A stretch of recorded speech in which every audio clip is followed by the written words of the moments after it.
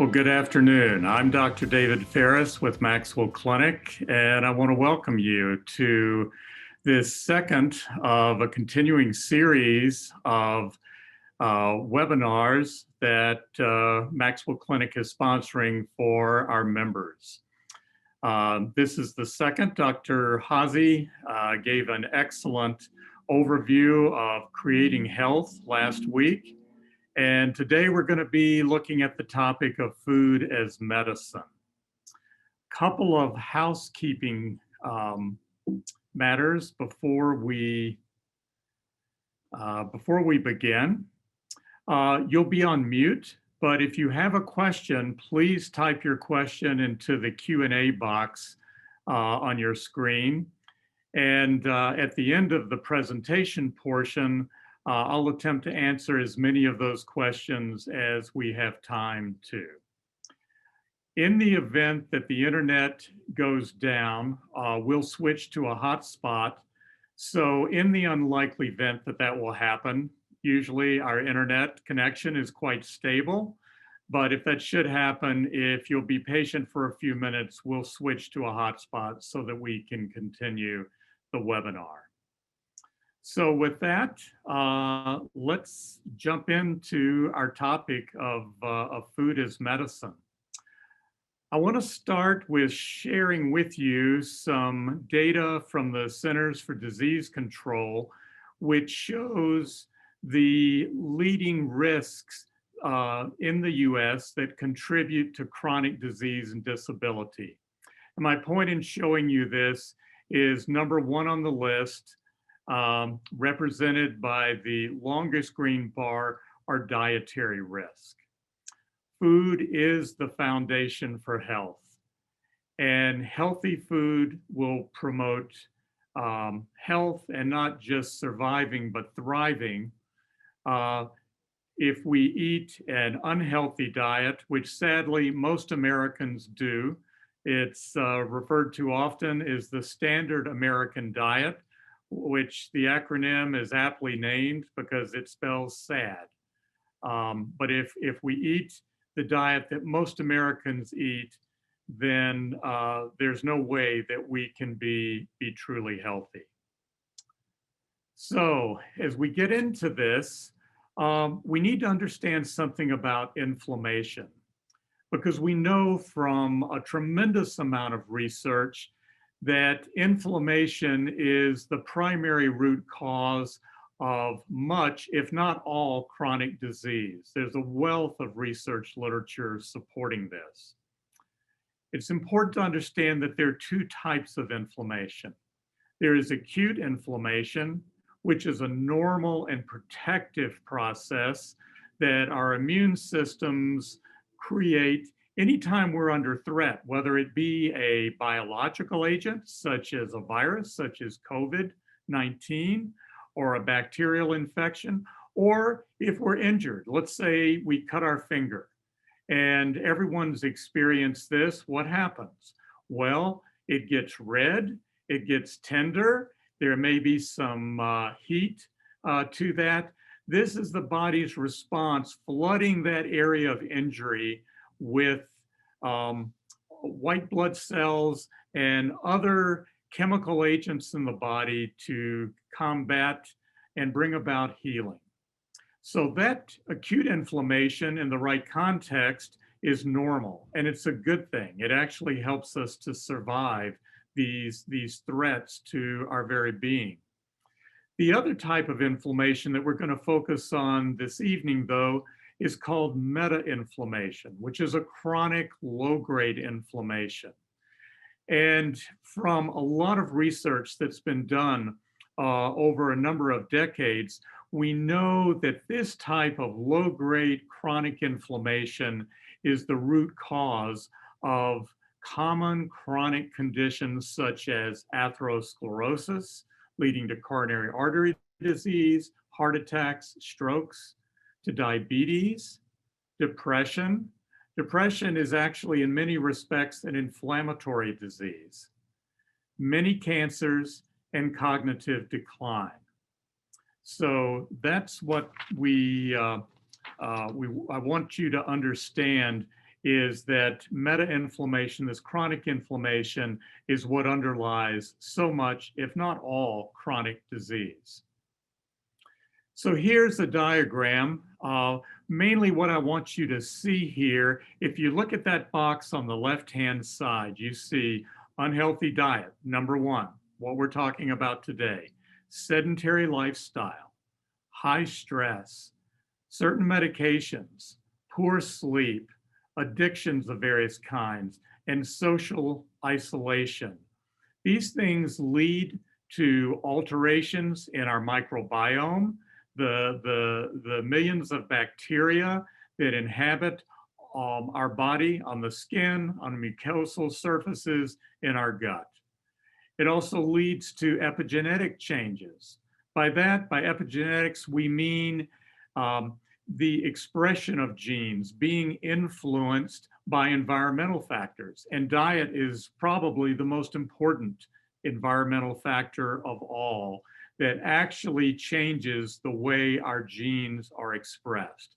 And then finally, all of these factors in that box on the left side lead to cellular stress and injury. The result of all of those actions leads to inflammation. And inflammation, again, leads to a variety of chronic conditions: obesity, type 2 diabetes, cardiovascular disease, cancer, depression, and most likely a wealth of other diseases. Where we intervene here, you see at the bottom, the lifestyle interventions. And diet, along with exercise and ability to manage stress, are some of the major lifestyle interventions that we can employ in order to combat these processes that result in inflammation. And by combating that,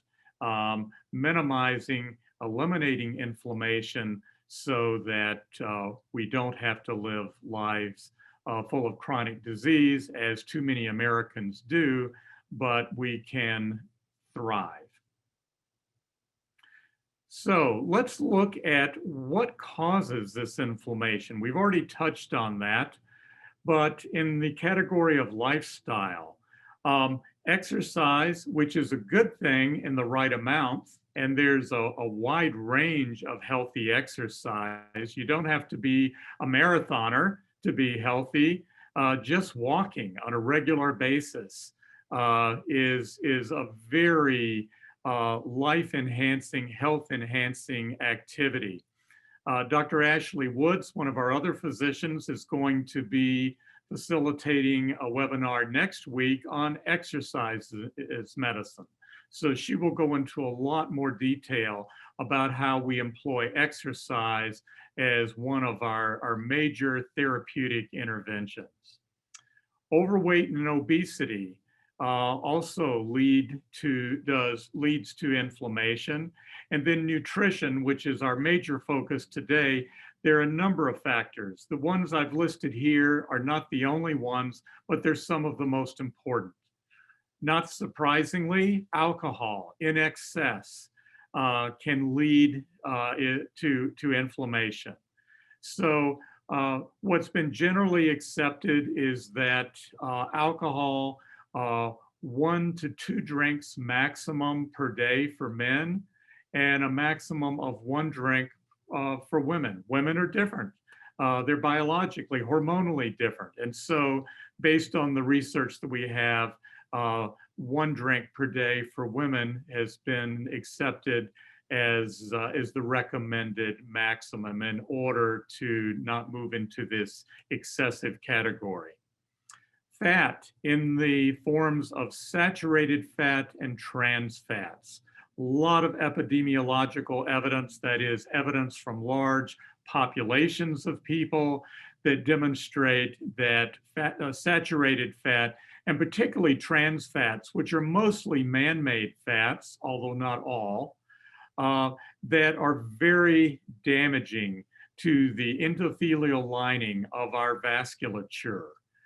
So it's important to eat healthy fats and not the saturated fats and trans fats, which are damaging to health. Most of you have probably heard of omega-3 and omega-6 fatty acids. Every new patient of MaxWell Clinic gets an omega quant, in which we actually measure the percentage of omega-3 fatty acids and omega-6 fatty acids. And we look at the ratio between omega-3s and omega-6s. Our body needs both of them for good health, but most people get way too little of the omega-3s and they get way too much of the omega-6s. And so that produces a ratio that's very high for our omega-6 to omega-3, and we want that ideally in a 3-to-1, 5-to-1 ratio. It's not uncommon in the patients that I see to see ratios of 15-to-1 or 20-to-1 or even higher. And so that's one of the things that we focus on, using diet as therapy to bring back into balance. Fiber, a low intake of fiber. Most individuals consume way too little fiber. That leads not only to problems with constipation and faulty elimination from our GI systems, but it leads to other problems as well.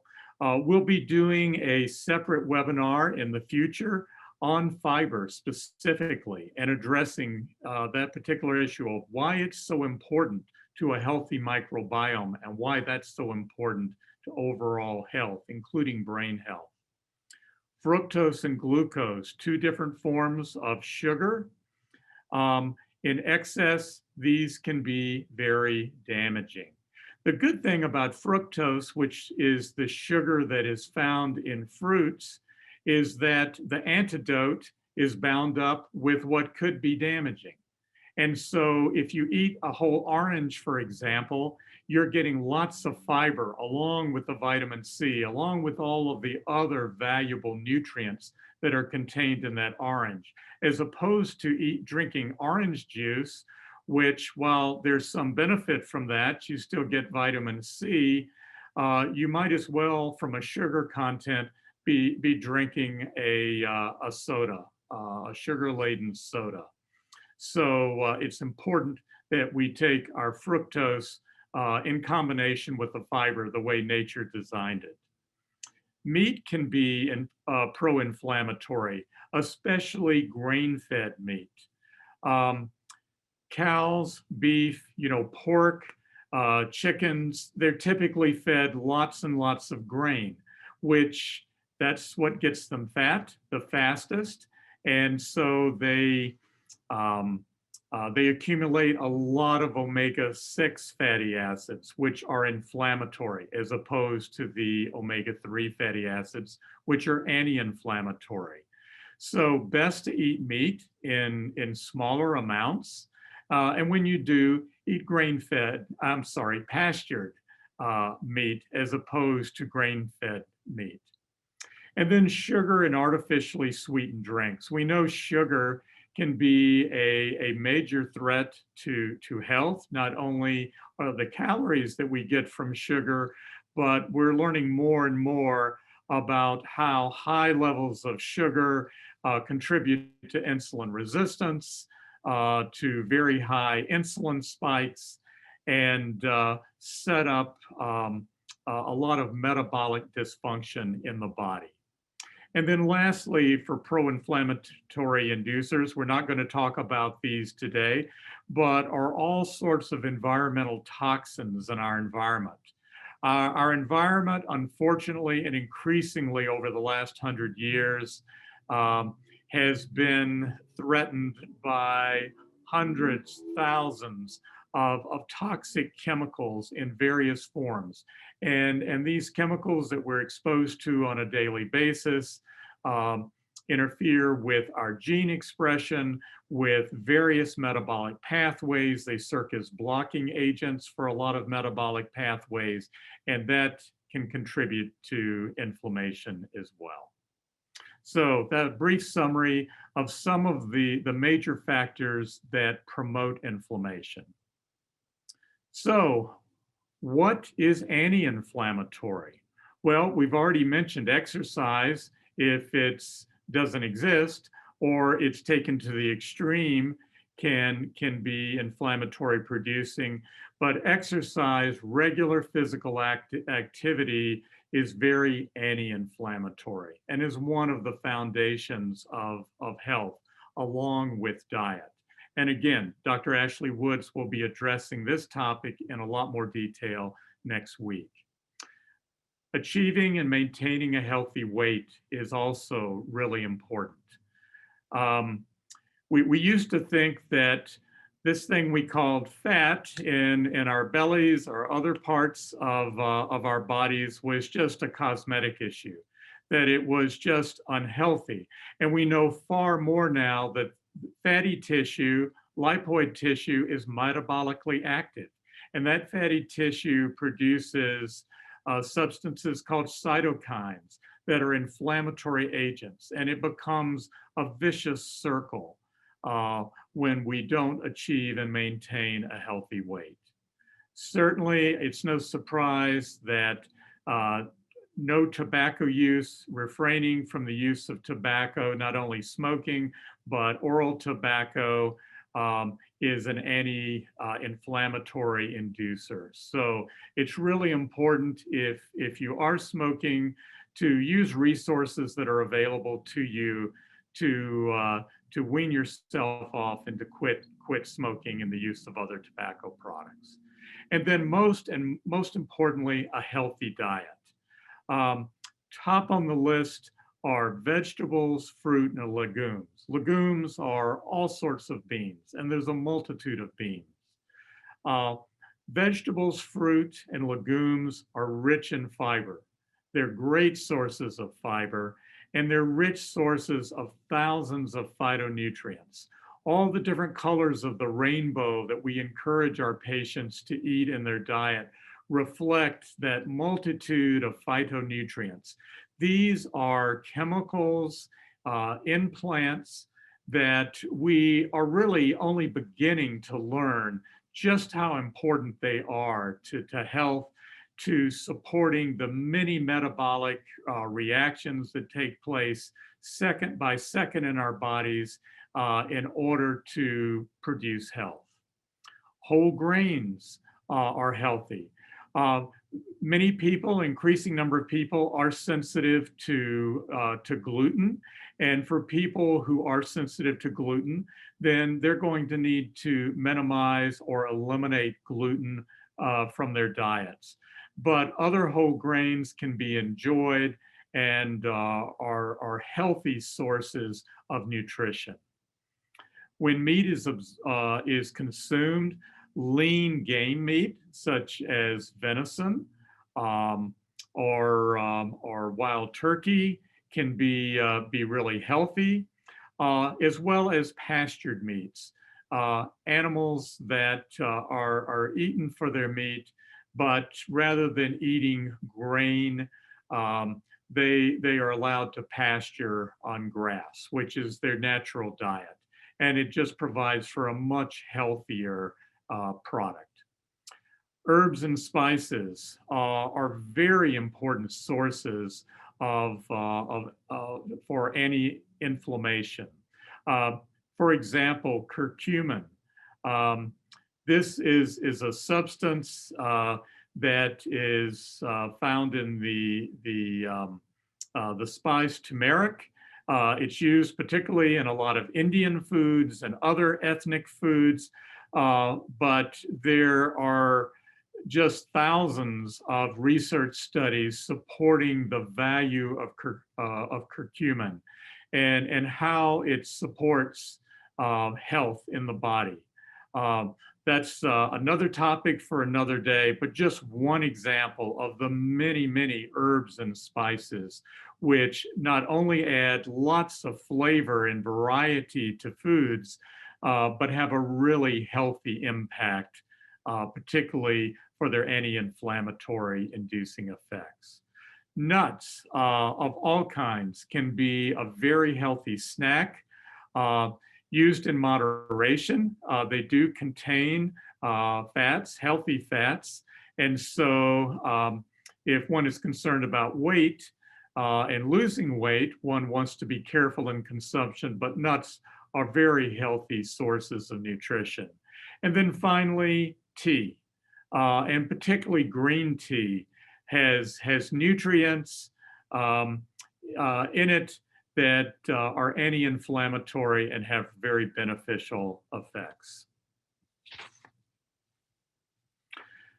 So, based on knowing what is inflammatory and what is anti-inflammatory, particularly in our diets, I want to share with you two illustrations that I believe illustrate just how powerful our diets are with respect to the development and the improvement in our health. One of the most important is the reversal of coronary disease that's achieved with a plant-based diet. Dr. Dean Ornish was the first physician who did some really paradigm-breaking work over 25 years ago when he had developed his healthy heart lifestyle intervention.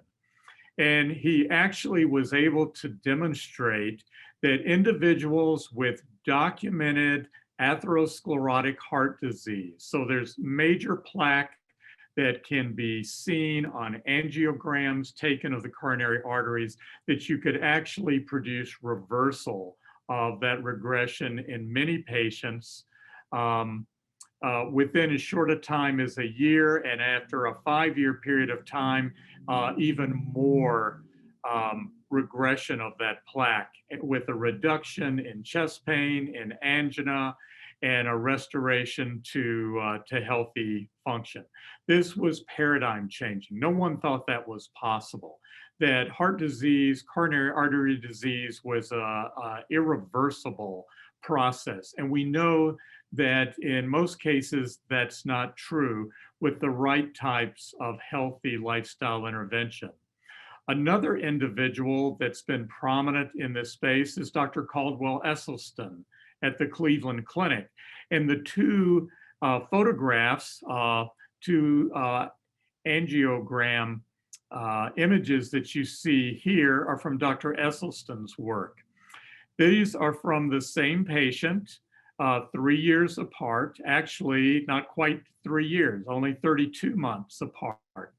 And you see on the image on the left in 1996, you see the left anterior descending artery, which is one of the primary coronary arteries supplying blood to the heart, and particularly the distal left anterior artery. You can see in that left photograph is very moth-eaten. That's reflecting all of the plaque that has been built up, which is not only obstructing, but is also a danger for disruption of that plaque because it's the result of an inflammatory process. And it's prone to rupture. And that's actually what causes 85% of heart attacks, is not the sclerosis of the artery due to atherosclerosis, but the rupture of plaque, the exuding of inflammatory content into the lumina of the artery, and then the body's response to contain that, which is to form a clot, a thrombus. And that's what causes sudden, in many cases, life-threatening and life-taking disease. On the right image, you see just 32 months later, after placing this patient with severe atherosclerotic heart disease on a plant-based diet without any cholesterol lowering medications, you see that the health of that artery has apparently been restored. It's smooth. It doesn't have that moth-eaten appearance like it once did. So just an illustration of just how powerful healthy food can be, not only of preventing disease, but restoring health from a disease state. And that's really what we're about at MaxWell Clinic.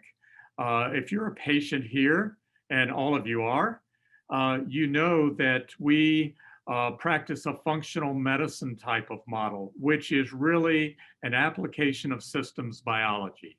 It's an attempt to identify in a particular individual, one unique individual at a time, to um, to address root causes, to identify what are those root causes, address those. And if we do that, then people usually improve. Their symptoms improve and often completely disappear.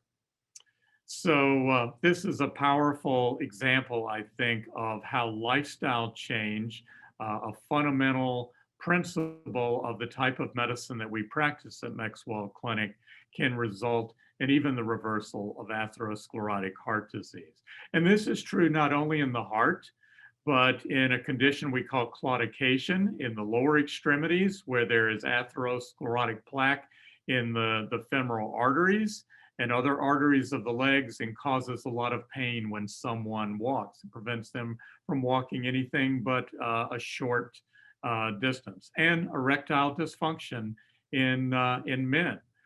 Usually that's an early sign of atherosclerosis in the penile artery. And by addressing that simply with diet alone, many men can reverse that and be restored to full sexual health. The second example that I want to give you today is diabetes. Diabetes is a huge chronic disease burden in the US.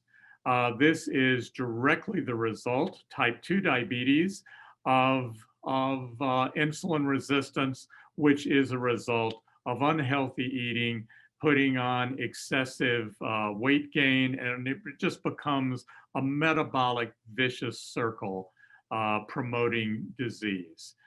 And so what you see here is a diagram from a study that was done back in the early 2000s called the Diabetes Prevention Program Research Study.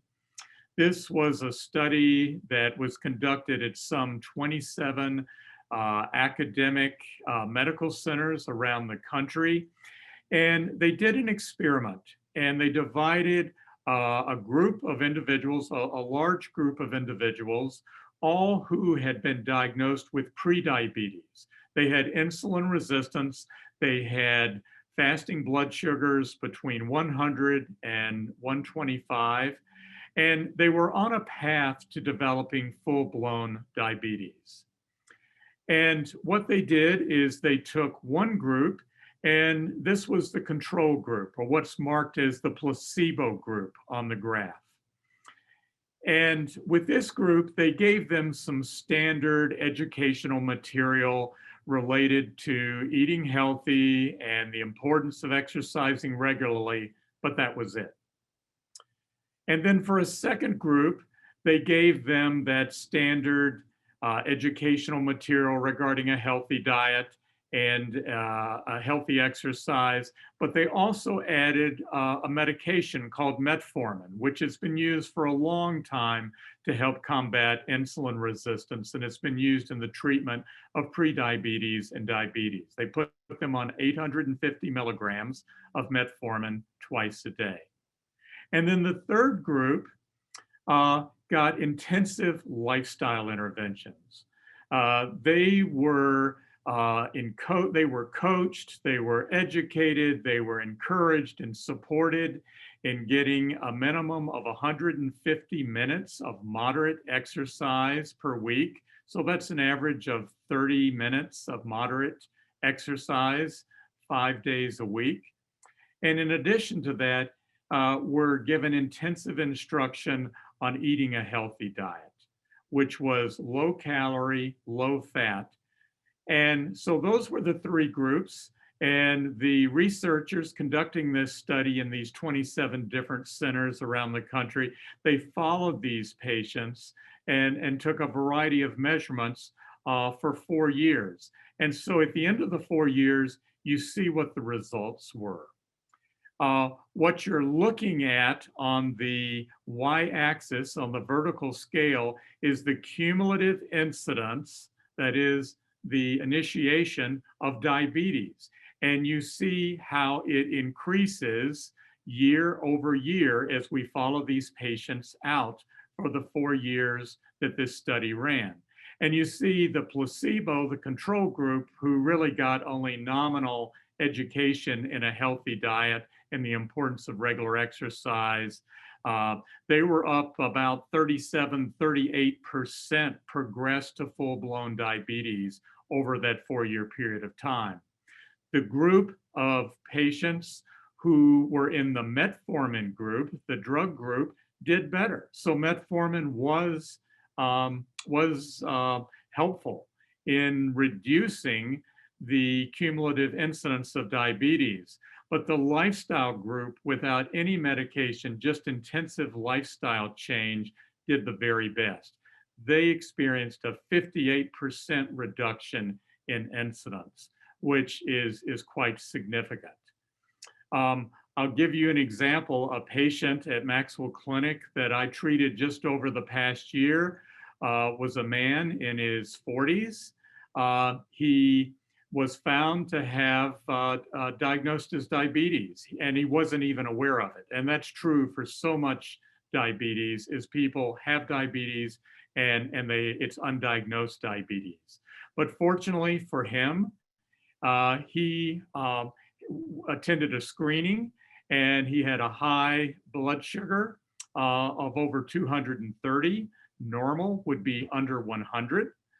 And so he sought care. He came to MaxWell Clinic because he wanted to know, was there another option? And what I told him was, if he were committed to making some significant lifestyle changes, it was quite possible that we could bring his blood sugars down without medication. And indeed, he was medicated. He worked with me. He worked with our registered dietitian in an intense way, and we saw dramatic reductions in his blood sugar over a very short amount of time. He came down from 230, and within about 6 weeks, he was down around 110, and has continued to come down since then in his fasting blood sugar levels.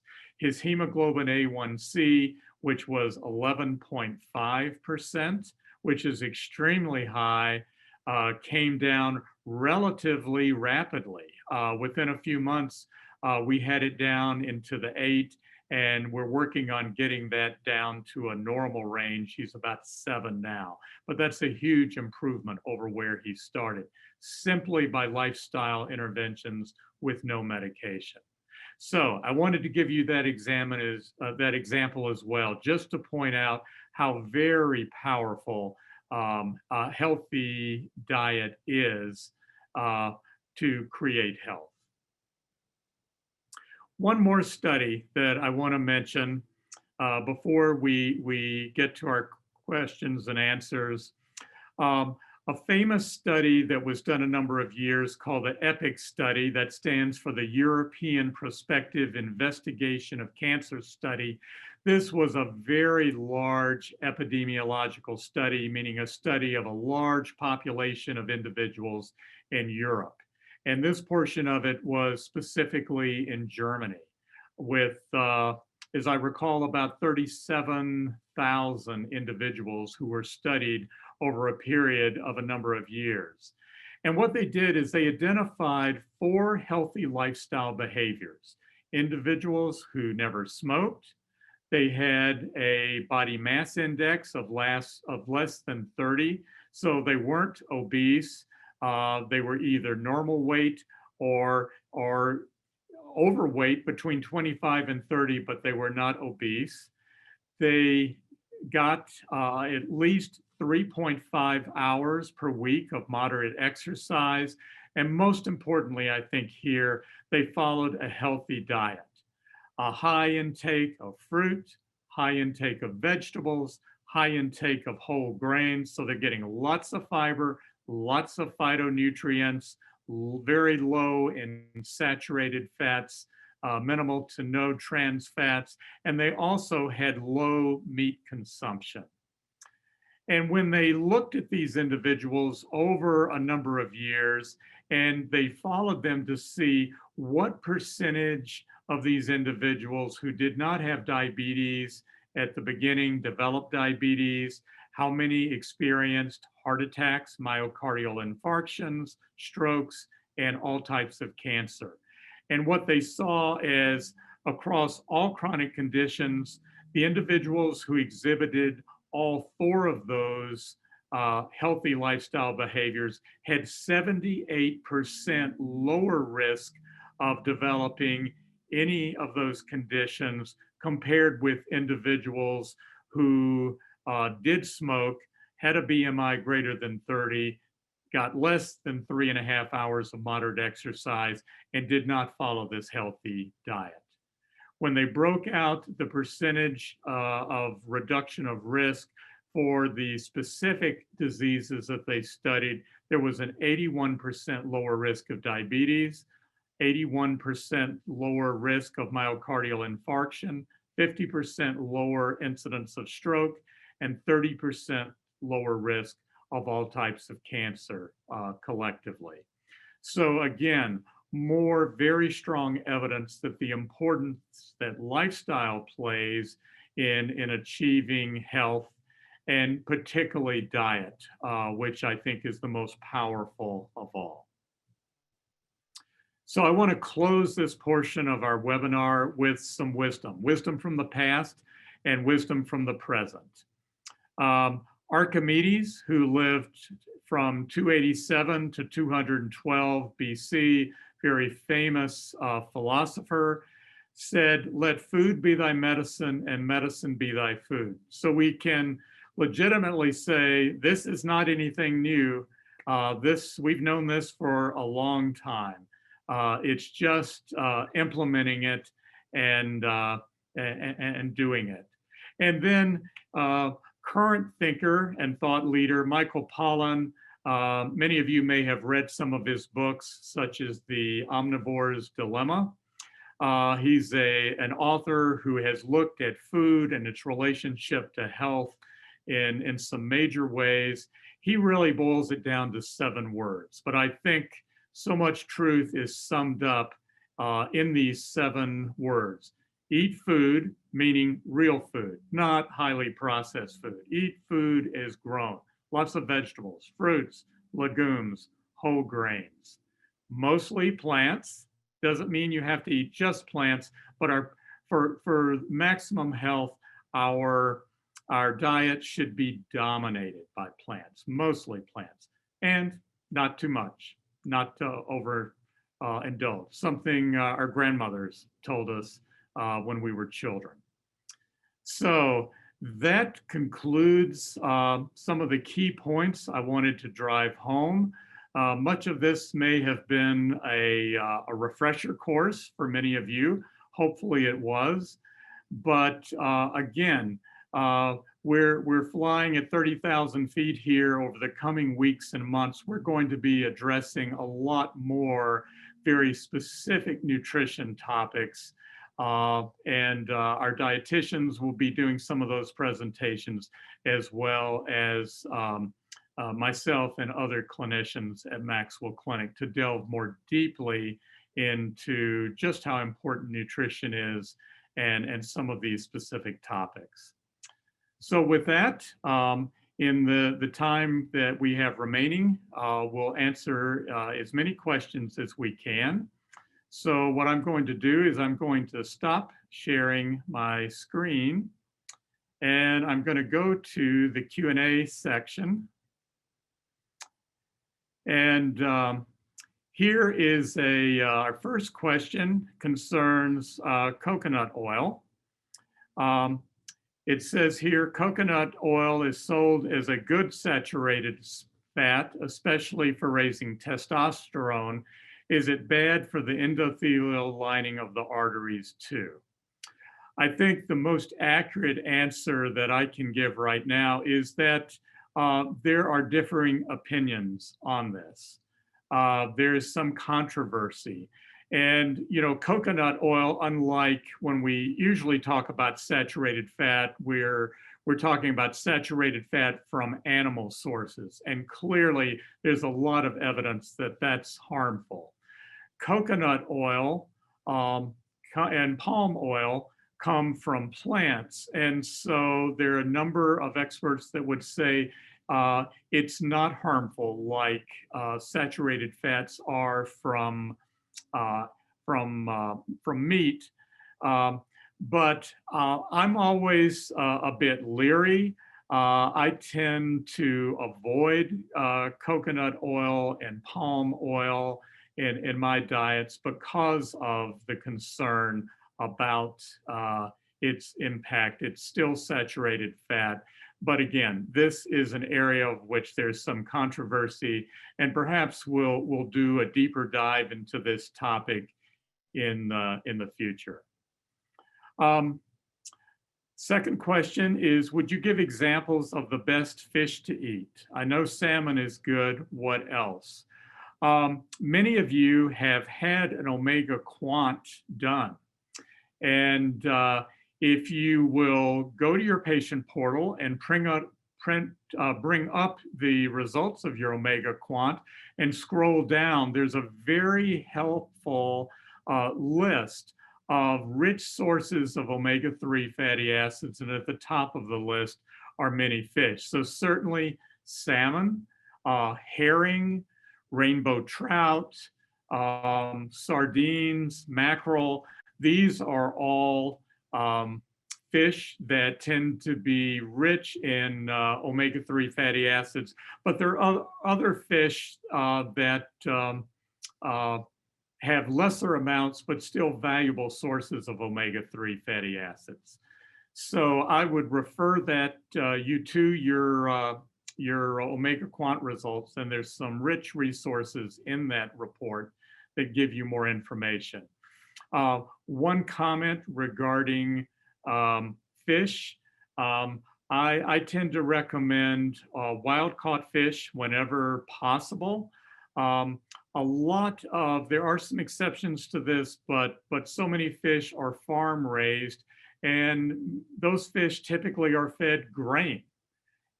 Fish don't eat grain. They don't eat corn naturally in their environment. So the best choice are wild-caught fish that have been caught in a sustainable way to preserve the environment, to preserve the health of the oceans. I will give you one. I thought it was a funny story. Some months ago, I saw a new patient at MaxWell Clinic, and I think it's fair to say, and I think my clinical colleagues would agree with me, that the vast majority of individuals whom we see when we do an omega quant, most people, unless they are already on a fish oil supplement, are very low in their omega-3 fatty acids.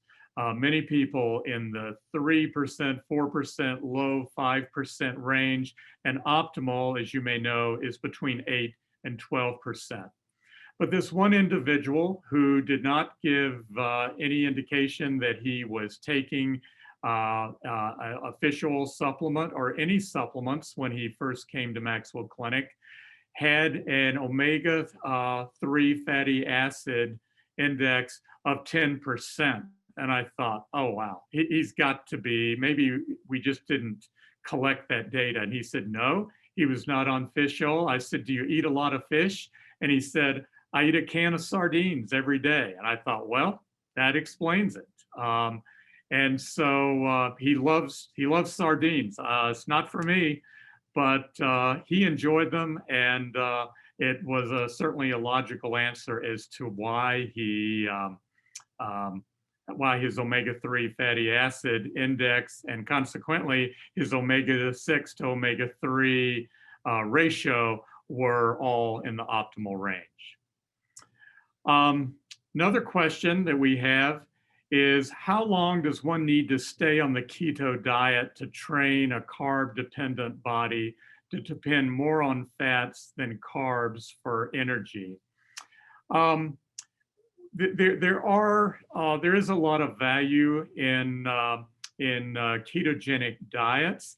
I think they have to be used appropriately, and certainly one can go to extremes. There are some clear medical indications for a ketogenic diet. One example would be uncontrolled seizures in children especially. And when they start eating a ketogenic diet, um, many times the incidence of seizures goes way down, or they quit having seizures altogether. The body typically takes 2 to 3 days to switch from metabolizing carbohydrate as its primary fuel to fat. But that will start taking place, and even on a short range basis. Many of you are familiar with intermittent fasting and fasting. Again, that's a whole topic that is worthy of one or more future webinars, and we will undoubtedly dig into that in the future. But even going without food, such as an intermittent eating, eating, for example, your evening meal early, around 6 o'clock, and then not eating until late morning, 10 to 12 to, well, no, 18 hours later, say skipping breakfast and eating lunch the next day, and doing that even a few times a week, can produce some mild, the beginnings of ketosis, and has a major impact of helping reduce insulin resistance and to promote a reset of the body in many ways. But we'll get into the details of that in a future webinar. But I don't think it's possible to train the body to eat, to process just fats through a ketogenic diet, unless you stay on that ketogenic diet. And I would say you want to be careful in doing that long term. There's some other downsides of just eating ketogenically.